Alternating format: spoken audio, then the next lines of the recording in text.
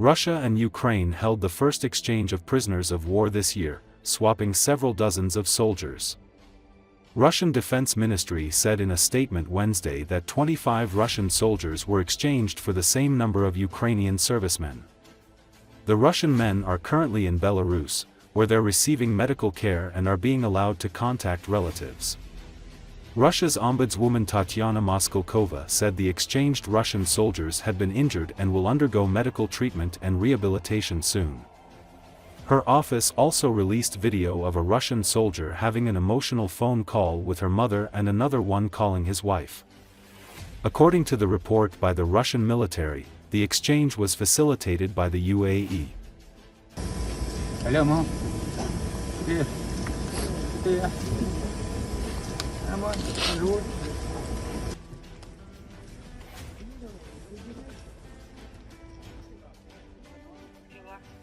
Нормально. Еду домой.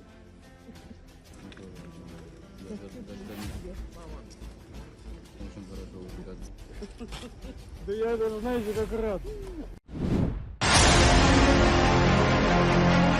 North Korea, in the war with Ukraine on the side of Russia, is preparing its army for other large-scale military actions. This was stated by the chairman of the Council of Reservists of the Ground Forces of the Armed Forces of Ukraine, Ivan Tymochko, on the air of the telethon.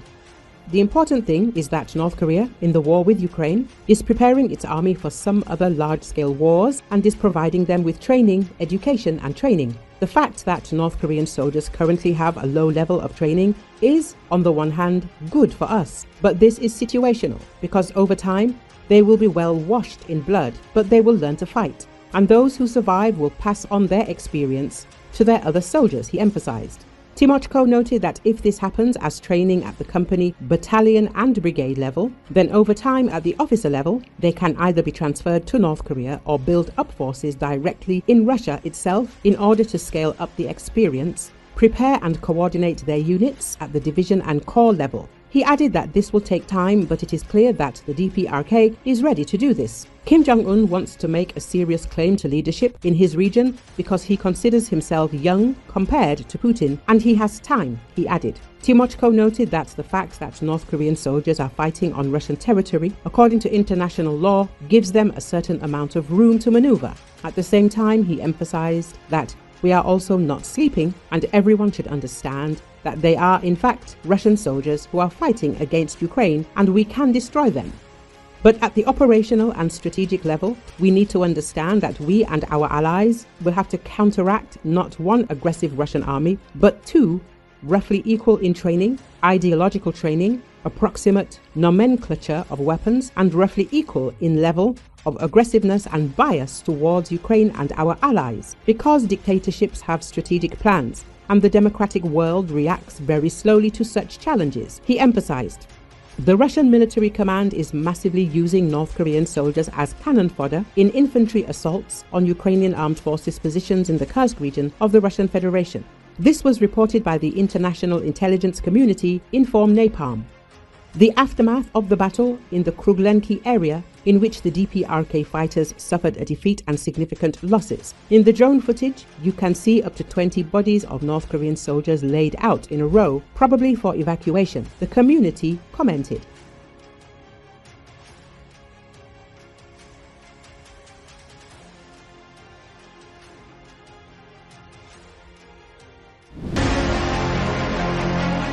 Yemen's Houthis have carried out several missile strikes on Israel, including an attack on the building of the Jewish State's Ministry of Defense. This was stated by the official representative of the Ansar Allah movement, Yahya Saria. The Houthis continue to wage war against Israel and the US-led Western coalition that backs it. After driving a US aircraft carrier off the coast of Yemen, they have begun to strike Israel, launching 2 missiles in the last 12 hours at Tel-Aviv, known in Yemen as Jaffa. The second missile was hypersonic, Saria said. Defense Israel allegedly failed to intercept it. The strike was carried out on the Defense Ministry building.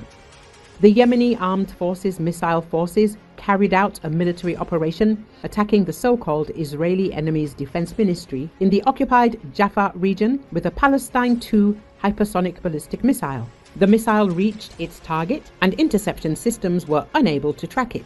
The movement's statement says, earlier Israel reported attempts to intercept a ballistic missile launched from Yemen, and the IDF said in a statement that it was highly likely shot down. There are no reports of a hit or casualties at this time. Several attempts were made to intercept the missile launched from Yemen, and it was likely shot down. There were no reports of crashes or casualties at this time. The incident is over, the IDF stated. Israeli Air Force commanders and pilots told Hebrew media that they were ready to strike Iran directly.